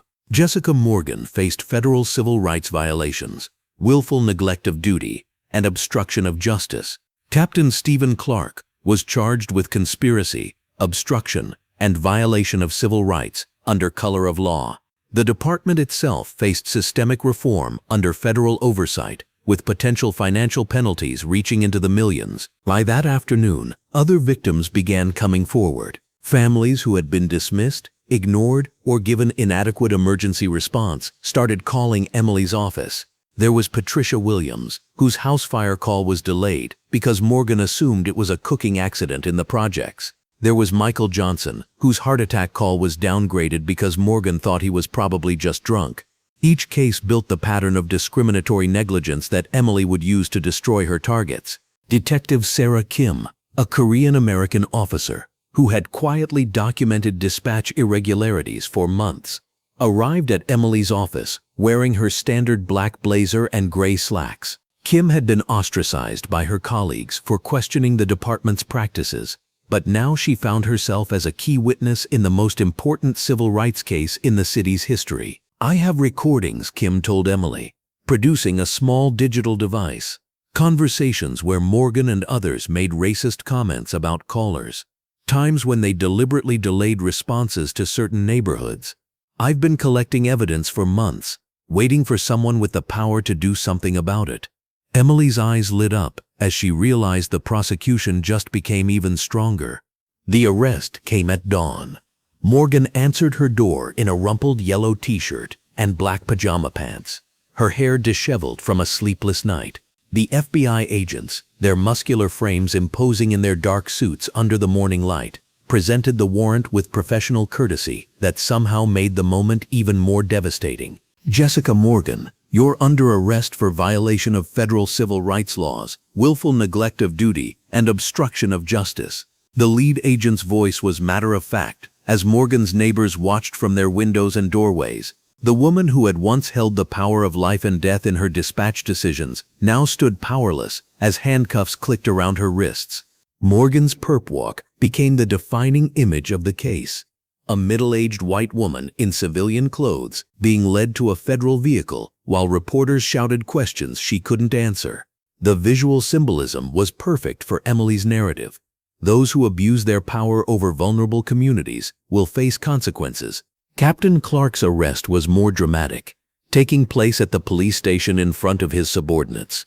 The FBI agents walked through the same halls where Clark had tried to intimidate Emily, their presence turning the building into a crime scene. Clark's attempts to maintain dignity crumbled as he was read his rights in the lobby where his officers could see their captain being treated like any other criminal. The booking photos that emerged later told the story of complete downfall. Morgan's mugshot showed a woman whose world had collapsed, her face hollow with the realization that her racist negligence had destroyed not only Maya's life but her own. Clark's photo revealed a man desperately trying to maintain authority even as he faced federal prison time. Emily watched the arrests from her office television with Detective Brooks and Amanda Foster. There was no celebration, no sense of victory, only the grim satisfaction of seeing accountability finally imposed. Maya was still gone, and nothing would change that fundamental reality, but the system that had failed her daughter would never fail another child in the same way. The plea bargain attempts came quickly. Clark's lawyer, an expensive defense attorney in a perfectly tailored navy suit, arrived at Emily's office within days of the arrests. He spoke confidently about his client's willingness to cooperate, to provide information about other departmental problems, to accept responsibility in exchange for reduced charges. Emily listened with the patience of someone who had heard every possible legal maneuver in her career. Her red blazer was pristine, her posture perfect, as she delivered her response with crystalline clarity. There will be no plea deals, no reduced charges, no cooperation agreements. Captain Clark will face the full consequences of his actions, just as my daughter faced the full consequences of his negligence. The lawyer's confidence evaporated as he realized he was dealing with a prosecutor who had nothing left to lose and everything to prove. Emily's reputation for being unmovable in high-stakes cases was well known, but this was different. This was personal justice wrapped in professional competence, and there would be no compromise. Morgan's public defender, a earnest young woman in an off-the-rack gray suit, made her own approach with more humility, but equal futility. She spoke of Morgan's remorse, her willingness to accept responsibility, her understanding of the harm caused. Emily's response was equally firm. The time for accountability was in court, not in private negotiations designed to minimize consequences. The media coverage intensified as more victims came forward, and the scope of the dispatch department's problems became clear. Emily found herself at the center of a national conversation about racism in emergency services, but she remained focused on the legal case rather than the broader social implications. Justice for Maya required precision, not publicity. Dr. Benjamin Hall, the coroner who had examined Maya's body, provided crucial testimony about timing. His report, delivered in his white lab coat, under the bright fluorescent lights of his office, confirmed that Maya had survived for hours after going missing. Proper emergency response could have saved her life, making Morgan's dismissal not just negligent, but directly contributory to Maya's death. Lieutenant Anthony Bell, one of the few honest supervisors in the department, wore his dark blue uniform shirt with long sleeves as he provided Emily with internal communications that showed the extent of the cover-up. Bell had been marginalized by Clark for questioning dispatch procedures, but now his documentation became crucial evidence in the federal case. The department's attempts at damage control only made things worse. Press conferences where officials claimed isolated incidents were contradicted by Emily's evidence of systematic problems. Internal investigations that had previously found no wrongdoing were revealed as whitewashes designed to protect discriminatory practices. Emily worked 18-hour days building her case, but each evening she returned to her empty house, where Maya's bedroom remained unchanged. The stuffed animals and school photos served as constant reminders of why this case mattered, beyond legal precedent or career achievement. This was about a little girl who deserved better from the adults charged with protecting her. The community rallied around Emily's fight, but she remained professionally distant from the support. Church groups offered prayers, civil rights organizations provided resources, and legal colleagues volunteered assistance. Emily accepted help when it strengthened her case, but never forgot that this was ultimately about Maya, not about broader social movements or political statements. As the trial date approached, Emily's methodical dismantling of her opponents' lives was nearly complete. Morgan faced decades in federal prison, her career destroyed, and her reputation ruined forever. Clark's pension was gone, his authority stripped away, his legacy transformed from respected supervisor to corrupt official. The dispatch department operated under federal oversight, its practices scrutinized and reformed. But Emily knew that true reckoning would come in the courtroom, where she would present Maya's story to a jury and demand the accountability that had been denied on that terrible night when 911 failed to answer her desperate mother's call for help.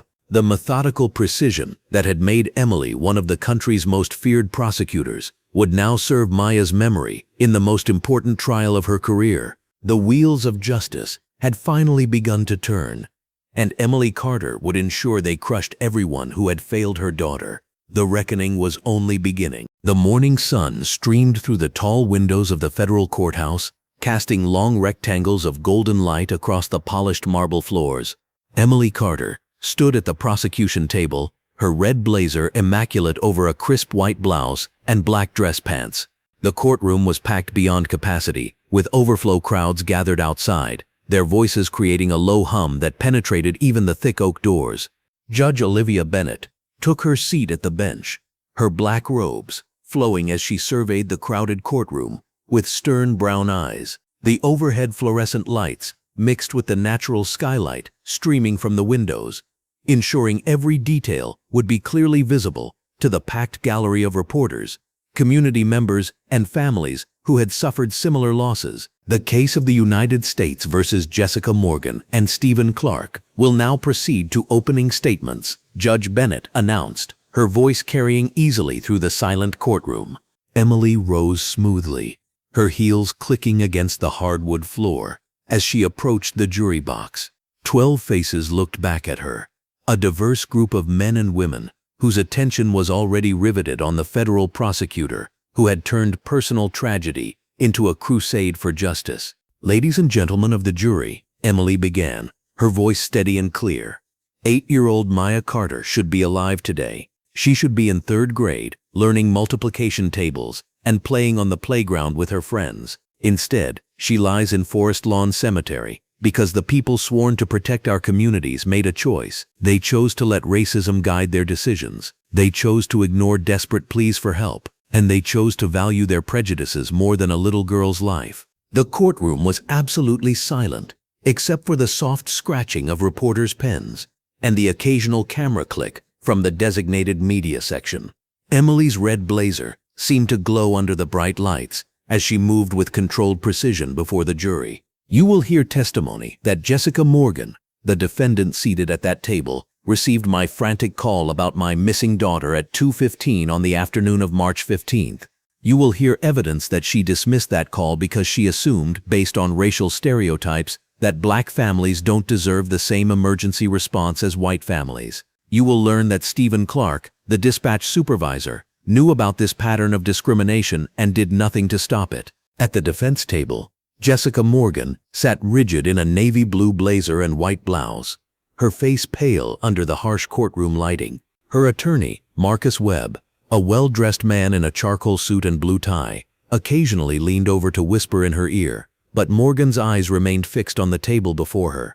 Emily continued her opening statement with methodical precision, outlining the evidence she would present, the witnesses who would testify, and the timeline that showed how a proper police response could have saved Maya's life. Her voice never wavered, never cracked, even as she described finding her daughter's body in the drainage canal. "The evidence will show that Maya was alive for at least 6 hours after my first call to 911. The medical examiner will testify that hypothermia was the cause of death, and that Maya could have been saved if she had been found within the first 4 hours. Jessica Morgan's racist assumptions and Stephen Clark's willful blindness to the discrimination in his department stole those crucial hours from my daughter. They stole her future, and they must be held accountable."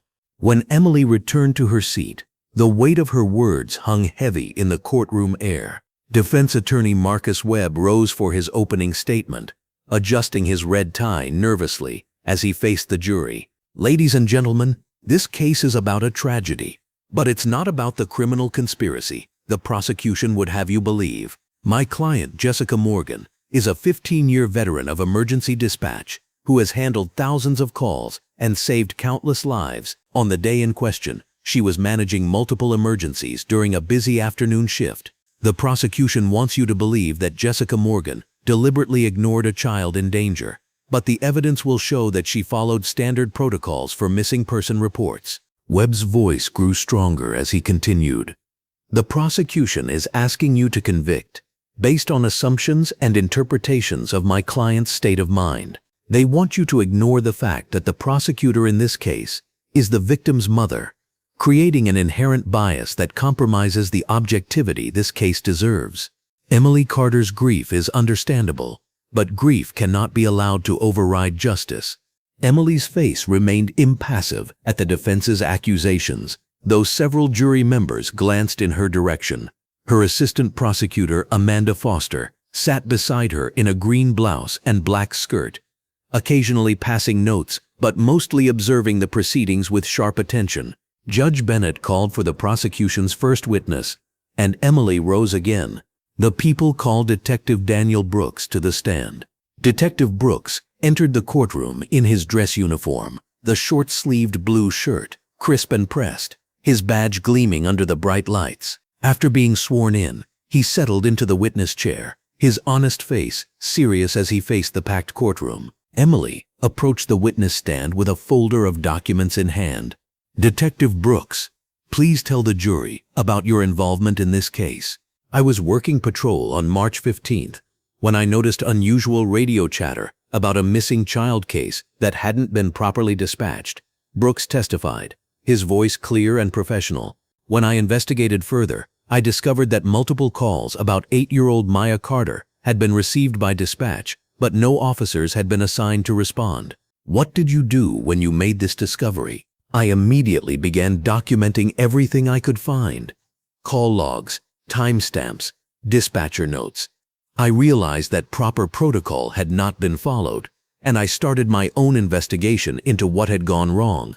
Emily guided Detective Brooks through his testimony methodically, establishing the timeline of events and the evidence he had gathered.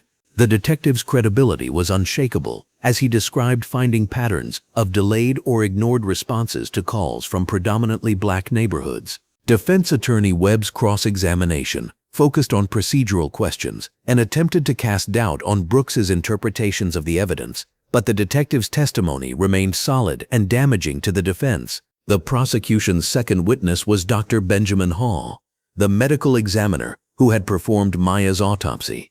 The elderly black man wore a dark blue suit jacket over a white shirt and blue tie as he took the stand. His testimony was clinical but devastating. Based on my examination, Maya Carter died of hypothermia approximately 8 hours after she initially went missing, Dr. Hall testified, his professional demeanor unable to completely mask the sadness in his eyes. The progression of hypothermia in a child of Maya's size and age is well documented.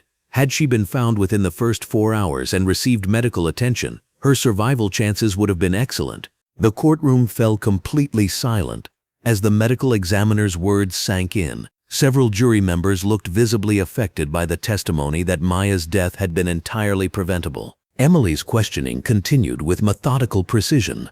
Dr. Hall, in your professional opinion, what would have been required to save Maya's life? Prompt location and transport to a medical facility for warming and treatment. The window for successful intervention was approximately 4 hours from initial exposure. After that point, the child's core body temperature would have dropped to dangerous levels. The defense's cross-examination of Dr. Hall was brief and unsuccessful. Webb attempted to introduce uncertainty about the timing, but the medical examiner's conclusions were based on solid scientific evidence that could not be effectively challenged. As the morning progressed, Emily called witness after witness whose emergency calls had been mishandled by Morgan and the dispatch system. Maria Gonzalez, whose house fire call was delayed for 40 minutes. Robert Johnson, whose heart attack call was initially dismissed as a false alarm. Patricia Williams, whose domestic violence call was downgraded to low priority. Each witness told their story with quiet dignity, describing how their desperate pleas for help had been met with dismissal, delay, or outright discrimination. The pattern that emerged was clear and damaging. Jessica Morgan and the dispatch system under Stephen Clark's supervision had repeatedly failed communities of color. The most powerful testimony came from Sharon Davis, a black woman in her 50s who wore a red dress as she approached the witness stand. Her daughter had called 911 during a severe asthma attack, only to have Morgan question whether the emergency was real. She asked me if my daughter was really having trouble breathing or if she was just being dramatic, Sharon testified, her voice shaking with remembered anger and fear. My baby was turning blue, and this woman was asking me if I was sure it was an emergency. By the time the ambulance finally came, my daughter had passed out. She spent 3 days in intensive care because of that delay. Defense attorney Webb's cross-examinations grew increasingly desperate as witness after witness corroborated the prosecution's case. His attempts to suggest alternative explanations or procedural justifications fell flat in the face of overwhelming evidence of discriminatory treatment. On the second day of trial, Emily called Jessica Morgan's former colleagues to testify about her pattern of racist comments and assumptions. The testimony painted a picture of a dispatcher who regularly made jokes about calls from minority neighborhoods and who had openly expressed beliefs that certain communities were prone to false emergencies. The courtroom atmosphere grew increasingly tense as the evidence mounted. Morgan's face had grown progressively paler, and she frequently whispered urgently with her attorney during breaks in testimony. Emily's examination of Captain Stephen Clark revealed the systemic nature of the problems in the dispatch center. Clark, wearing a long-sleeved police uniform with captain's bars, attempted to project authority from the witness stand, but his credibility crumbled under Emily's methodical questioning. Captain Clark, How many complaints about dispatcher bias did you receive in the year before Maya Carter's death? I don't recall the exact number. Emily approached with a thick file. Would it refresh your memory if I told you that we have documented 17 formal complaints and 43 informal complaints specifically about racial bias in emergency dispatch? That sounds high. Captain Clark, did you take any action to address these complaints? We followed standard procedures for personnel issues, standard procedures that resulted in 0 disciplinary actions and 0 changes to training or oversight protocols, correct? Clark's testimony revealed a pattern of willful blindness to discrimination and a systematic failure to address known problems in the dispatch system. Emily's cross-examination was surgical in its precision, leaving no doubt about the captain's culpability. The defense presentation was brief and ineffective. Webb called character witnesses for Morgan and attempted to present evidence about the stress and difficulty of emergency dispatch work. However, none of this testimony addressed the core issue of discriminatory treatment or the specific failures that led to Maya's death. Morgan herself chose not to testify, a decision that seemed to register negatively with several jury members who had clearly expected to hear her explanation for her actions. As the trial moved toward closing arguments, the prosecution had presented an overwhelming case. The evidence of discrimination was clear, the timeline was established, and the preventable nature of Maya's death had been proven beyond doubt. Emily rose for her closing argument on the 3rd day of trial. The morning sun, once again streaming through the courthouse windows and mixing with the bright overhead fluorescent lighting, her red blazer seemed to symbolize the passion and determination that had driven her pursuit of justice, while her composed demeanor reflected her professional skill and legal expertise. Ladies and gentlemen of the jury, you have heard 3 days of testimony about choices. Jessica Morgan chose to dismiss my frantic pleas for help because she assumed that black mothers don't deserve the same response as white mothers. Stephen Clark chose to ignore complaints and maintain a system that he knew was discriminating against communities of color. These were not mistakes, they were not oversights, they were deliberate choices based on racial prejudice. Emily moved slowly before the jury box, making eye contact with each juror as she spoke. Her voice remained steady and professional, but the emotional weight of her words was unmistakable. The evidence has shown you that Maya was alive for hours after my first call. Hours during which she waited for help that never came. Hours during which she grew colder and weaker and more frightened. Hours that were stolen from her by the defendant's racist assumptions and willful negligence. She paused, allowing the weight of those words to settle over the courtroom. The silence was profound, broken only by the soft sound of someone weeping in the gallery. Dr. Hall testified that Maya could have been saved with prompt response.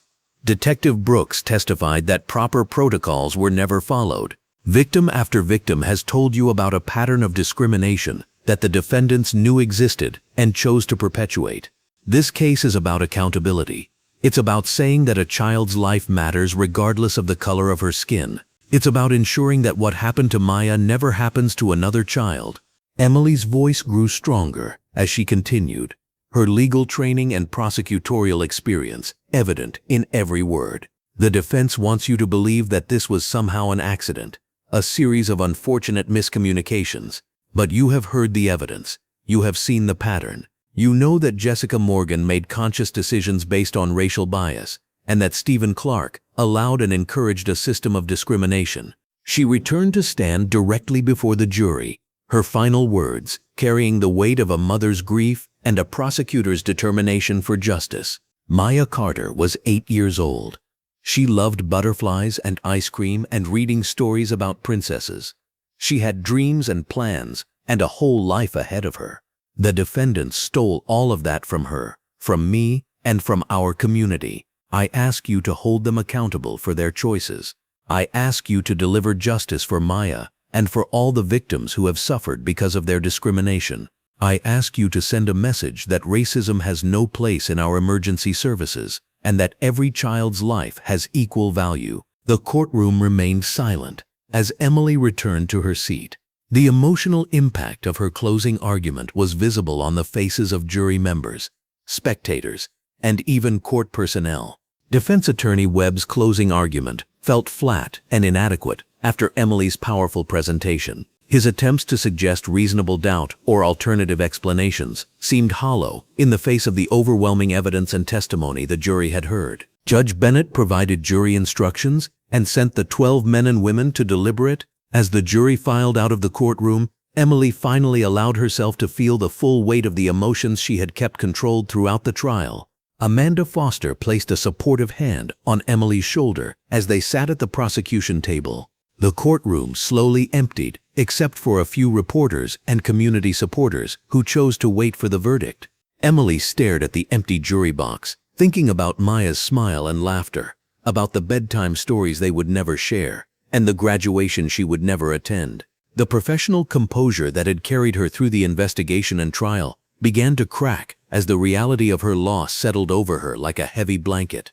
For the first time since finding Maya's body, Emily Carter allowed herself to truly grieve. The tears came quietly at first, then with the force of months of suppressed emotion, she had fought for justice with every tool at her disposal, using her legal expertise and prosecutorial skills to build an unshakable case. But no verdict could bring Maya back. No conviction could fill the empty bedroom or heal the shattered heart of a mother who had lost everything. As afternoon turned to evening, the courthouse grew quiet, except for the occasional footstep in the hallway outside. Emily remained at the prosecution table, sometimes reviewing notes, sometimes simply sitting in silence as she waited for the jury to return with their verdict. The weight of anticipation filled the air like a physical presence. Justice was within reach, but Emily knew that even the most satisfying verdict would be a hollow victory compared to the loss she had suffered. Maya's death had changed everything, transforming a successful federal prosecutor into a grief-stricken mother seeking accountability for an unforgivable failure of the system she had devoted her career to serving. The fluorescent lights hummed softly overhead as Emily prepared herself for whatever verdict the jury would deliver. She had presented the strongest possible case, leaving nothing to chance and no stone unturned in her pursuit of justice. Now she could only wait and hope that 12 strangers would see the truth as clearly as she did, that Jessica Morgan and Stephen Clark had made choices that cost Maya Carter her life, and that they must be held accountable for those choices. Outside the courthouse windows, the sun was setting over the city, painting the sky in shades of orange and pink. Somewhere in Forest Lawn Cemetery, Maya's grave bore fresh flowers and a small stuffed butterfly, placed there by a mother who would never stop fighting for justice in her daughter's memory.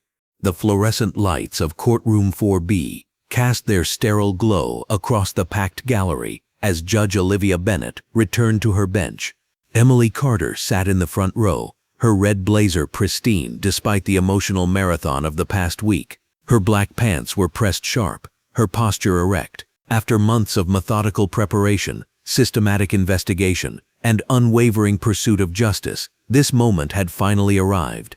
The jury had deliberated for 6 hours. 6 hours that felt like an eternity, yet somehow passed too quickly. Emily's hands rested calmly in her lap, but Detective Daniel Brooks, sitting beside her, could see the slight tremor in her fingers. This wasn't just another case. This was Maya. Jessica Morgan sat at the defendant's table, her orange dispatch uniform replaced by an ill-fitting gray suit. Her blonde hair hung limp around her shoulders, and the confident smirk that had characterized her behavior during Maya's emergency call was nowhere to be found. Captain Stephen Clark occupied the adjacent defendant's table, his police dress uniform stripped of insignia, his face ashen under the bright courtroom lighting. Judge Bennett's voice cut through the tension like a blade. Has the jury reached a verdict? The foreman, a middle-aged black man wearing a navy blue shirt and gray slacks, stood slowly. We have, Your Honor. Emily felt her heartbeat quicken, but her expression remained composed. This was the moment she had been building toward since the day Maya's small body was pulled from that drainage canal. Every piece of evidence, every witness testimony, every legal argument had led to this single instant. In the case of the United States versus Jessica Morgan, on the charge of deprivation of rights under color of law resulting in death, how do you find? The foreman's voice rang clear and strong. Guilty, Your Honor. A collective gasp swept through the gallery.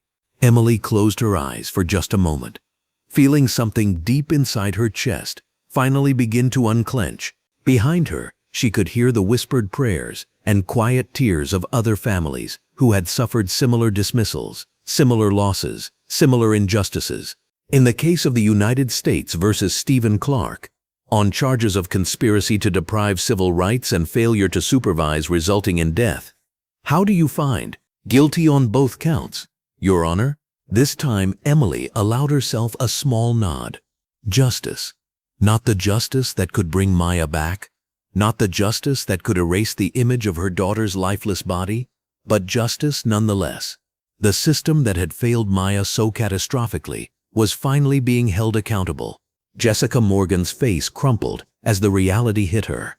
Her defense attorney, a nervous man in a wrinkled brown suit, placed a steadying hand on her shoulder, but she shrugged it off. The woman who had dismissed Emily's desperate pleas with racist assumptions, who had gossiped about those people wasting resources, who had cost Maya Carter her life through negligent indifference, would finally face consequences. Judge Bennett's gavel struck the bench with finality. The court thanks the jury for their service. Sentencing will take place in 2 weeks. As the courtroom began to empty, Emily remained seated. Detective Daniel Brooks touched her shoulder gently. "Emily, you did it. You actually did it." She turned to him, and for the first time in months, her smile held genuine warmth rather than just professional satisfaction. "We did it, Daniel. All of us. Every person who testified. Every family that came forward. Every officer who chose truth over loyalty. This wasn't just my victory." Amanda Foster, Emily's assistant prosecutor, approached with a tablet in hand. Her green blouse and black pants were slightly wrinkled from the stress of the trial, but her expression was triumphant. "The media is calling this a landmark case. Calls for reform are coming from every major city." Emily stood, smoothing her red blazer. Through the tall courtroom windows, natural sunlight streamed in, illuminating the space where justice had finally been served. Good. That was always the point. Maya's death had to mean something more than just personal loss. 2 weeks later, Emily returned to the same courtroom for sentencing. The overhead fluorescent lights seemed brighter somehow, as if the space itself had been cleansed by the truth that had been spoken within its walls. Judge Bennett, wearing her black robes over a white shirt, looked stern as she addressed the defendants. "Jessica Morgan, your actions represent a betrayal of the public trust that defies comprehension.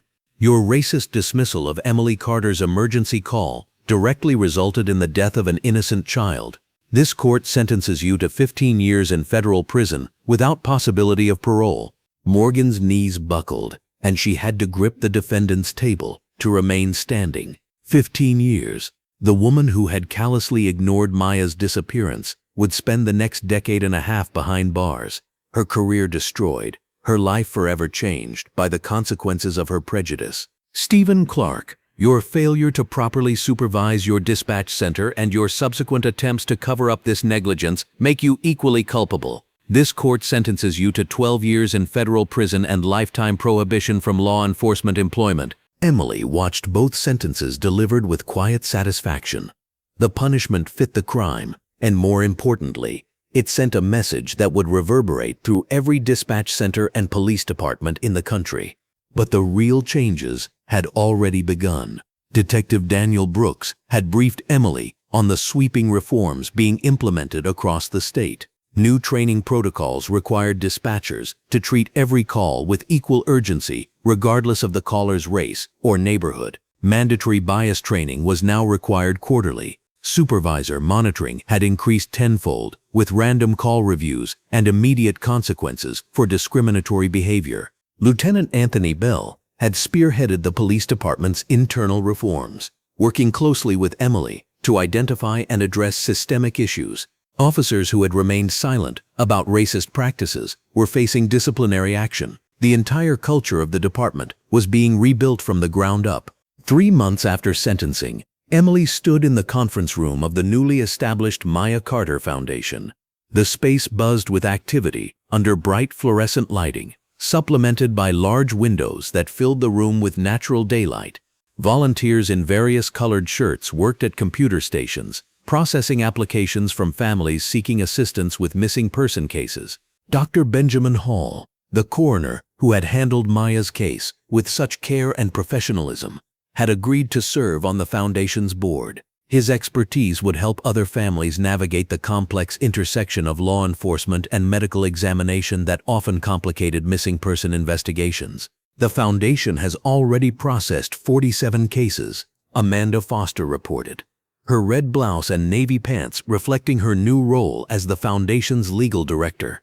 In 31 of those cases, we identified dispatch delays or inadequate responses that needed correction. Emily nodded, reviewing the files spread across the conference table. Each folder represented a family that had faced similar dismissal, similar prejudice, similar systemic failures. But unlike Maya's case, these families now had advocates, resources, and a system that was slowly learning to respond appropriately.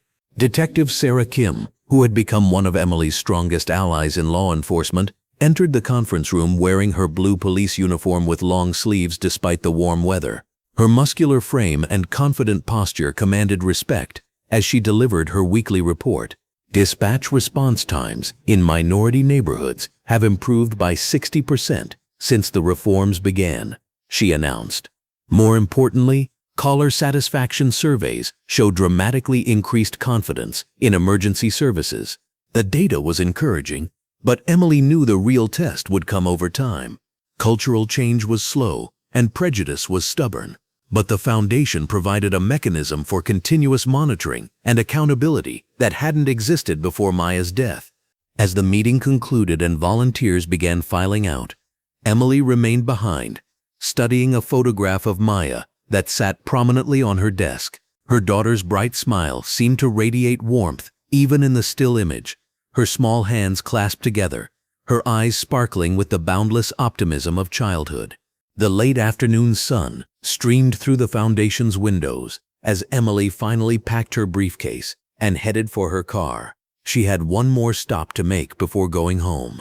Rosemont Cemetery was quiet under the golden light of early evening. Emily's heels clicked softly on the paved walkway as she made her way to Maya's grave, carrying a small bouquet of purple flowers that her daughter had always loved. The natural lighting created long shadows between the headstones, but Maya's resting place was positioned perfectly to catch the last rays of sunlight. Emily knelt beside the headstone, her red blazer bright against the green grass, her black pants protecting her knees from the damp earth. The engraved words, "Maya Carter, beloved daughter, forever in our hearts," seemed to glow in the fading daylight. "Hey, baby girl," Emily whispered, placing the flowers against the headstone. "Mama came to tell you something important." The evening breeze rustled through the trees above, creating a gentle soundtrack for Emily's words. She had visited this spot countless times since Maya's burial, but tonight felt different.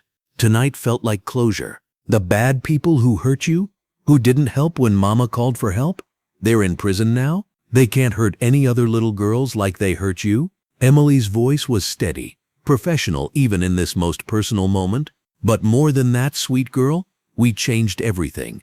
The whole system that failed you, that failed Mama, it's different now. Emily reached out and traced Maya's name with her finger, the carved letters smooth under her touch. Mama started a foundation in your name. We help other families when their children go missing. We make sure the police listen, make sure they care, make sure they respond the way they should have responded for you. A single tear rolled down Emily's cheek, but her voice remained strong. You know what the best part is, Maya? Other little girls are safe now because of what happened to you. Other mamas don't have to feel what Mama felt when those people wouldn't listen. Your life, your beautiful, precious life, it means something bigger now. The sun had nearly set, but security lighting began to illuminate the cemetery pathways, ensuring Emily could see clearly as she continued her conversation with her daughter. Mama's not done fighting, baby girl. There are more bad systems out there, more people who need help, more families who need someone to stand up for them. And now Mama knows how to do that. Now Mama has the foundation, the resources, the experience. Emily stood slowly, brushing grass from her knees. You taught Mama something important, sweet girl. You taught her that sometimes the worst things that happen to us become the fuel for the best things we can do. Mama loved being your mama, and now Mama gets to be a mama to every child whose family needs help. The evening air was cooling, and Emily pulled her red blazer closer around her body. But the cold couldn't touch the warmth she felt in her heart, the sense of purpose that had emerged from unspeakable grief. Sleep tight, Maya. Mama loves you forever and always. And tomorrow, Mama's going back to work, making sure no other little girl has to go through what you went through. Emily turned and walked back toward her car, her steps confident and purposeful. Behind her, Maya's grave remained bathed in the soft glow of the security lighting, peaceful and protected. As Emily drove home through the city streets, she passed the police station where Jessica Morgan had once worked, the dispatch center where racist assumptions had cost Maya her life, the courthouse where justice had finally been served. Each building now represented something different than it had 8 months ago. Each represented a system that had been forced to confront its failures and implement real change. The Maya Carter Foundation's work was just beginning. Emily had already identified similar cases in neighboring states, similar patterns of discrimination and negligence that needed addressing. Her prosecutorial skills, sharpened by personal loss and righteous anger, would continue finding targets worthy of her attention. Maya Carter's death had been a tragedy that no mother should ever have to endure, but her legacy would be measured not in the brevity of her life, but in the countless lives that would be saved because Emily Carter refused to let her daughter's death be meaningless. Justice had been served, the system had been changed, the foundation had been established, and Emily Carter, federal prosecutor, grieving mother, and now tireless advocate, would ensure that Maya's name would be remembered whenever emergency services treated families with the dignity and urgency they deserved. Some victories come at too high a price to celebrate. But they still matter, they still count, and they still change the world. You just witnessed resilience that refused to break. If this story deserves to be remembered, help us make sure it is. Subscribe, share, and let's keep these voices echoing for generations to come.